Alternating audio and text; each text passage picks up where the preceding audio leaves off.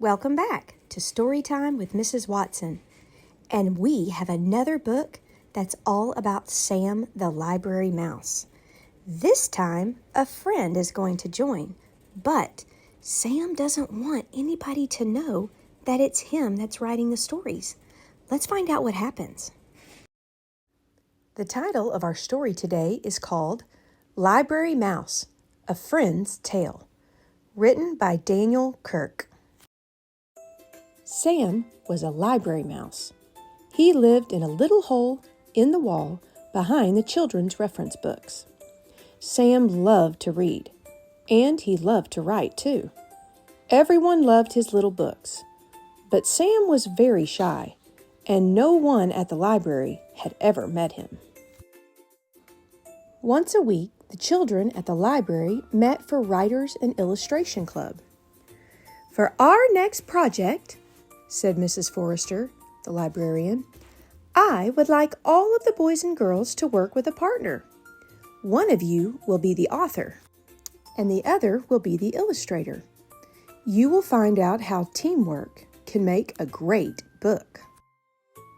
At the end of the meeting, there was one child left standing by himself. "Don't worry, Tom," said Mrs. Forrester. "I'd be happy to work with you." When night came, Sam the library mouse went to do some research for a story he was planning to write. All night long he studied, jotting down things in his notebook.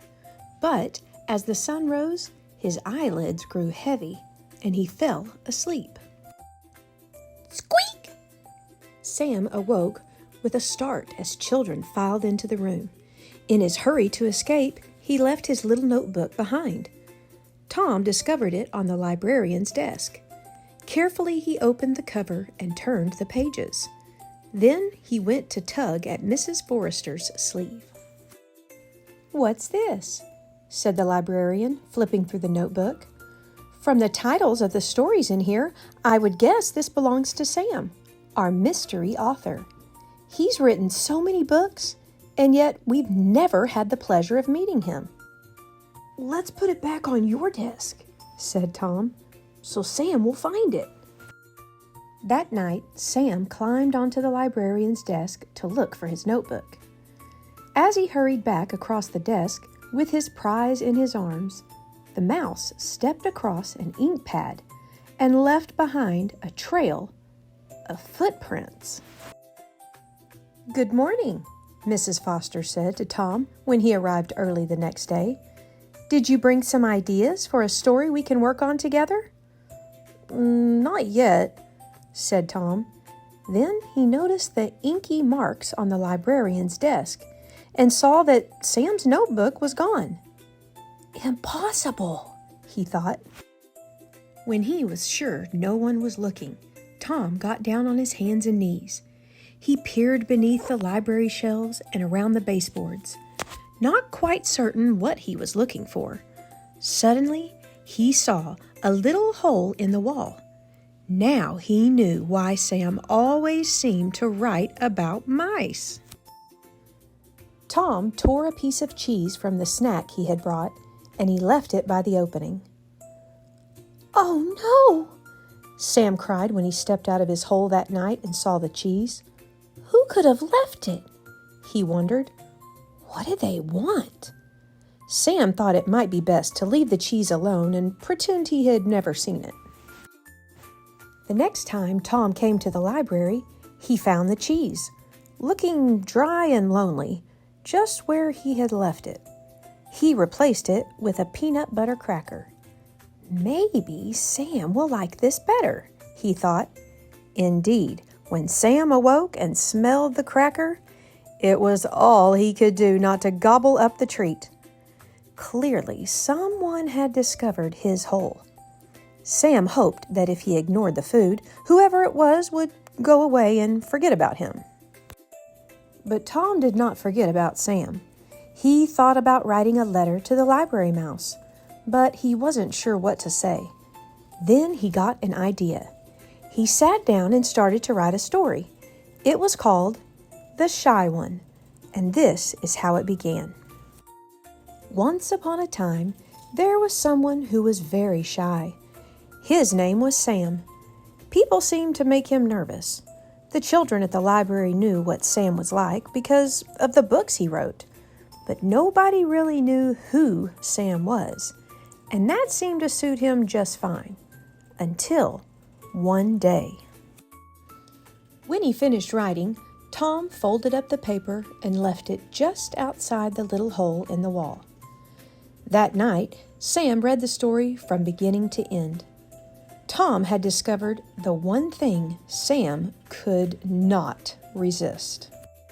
A story. Sam grinned. He remembered Tom as a regular at the library. "I've got an idea," he said to himself, then went into his hole and got to work. When Tom arrived later that week for Writer and Illustrators Club, he felt a little guilty. He'd been so busy thinking about Sam that he'd forgotten to do his assignment. He got down on his hands and knees to look beneath the reference books. The paper he had left there was gone. Then he heard the librarian's voice. "Tom, what's this I found on my desk? I thought you decided not to work on a book this week. And then I found The Shy One, written by you and illustrated by Sam. I can't wait to share it with the group." "Oh no," thought Tom. The story he had written had been meant just for Sam to see. What if Sam had drawn a boy and a mouse? If Mrs. Forrester read it out loud, everyone would find out who Sam really was. And then what? Someone might try to hurt him or chase him away. "Please don't read the story, Mrs. Forrester," Tom pleaded. "You should be proud of your work," the librarian said kindly.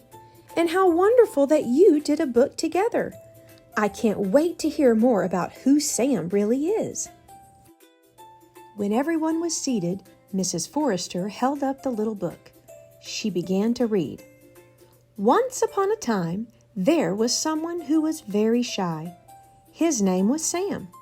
People seemed to make him nervous.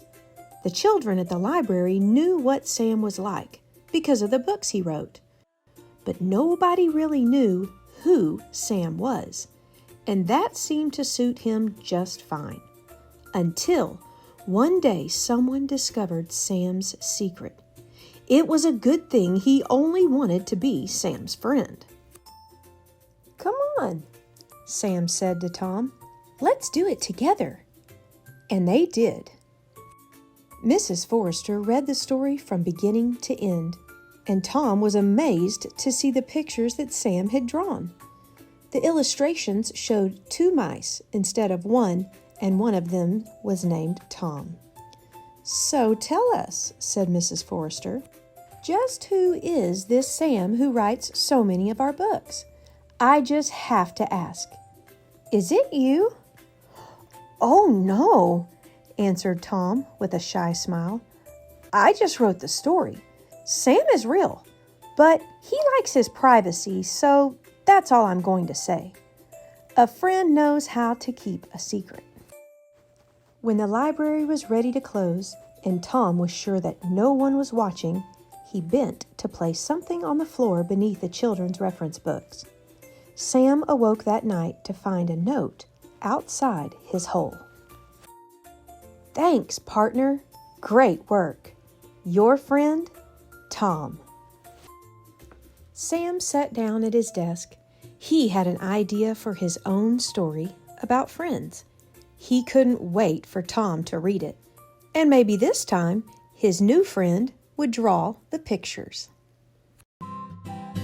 Hey friends, if you enjoyed this book, don't forget to like, subscribe, and turn on notifications so you never miss another amazing video on Storytime with Mrs. Watson. Bye!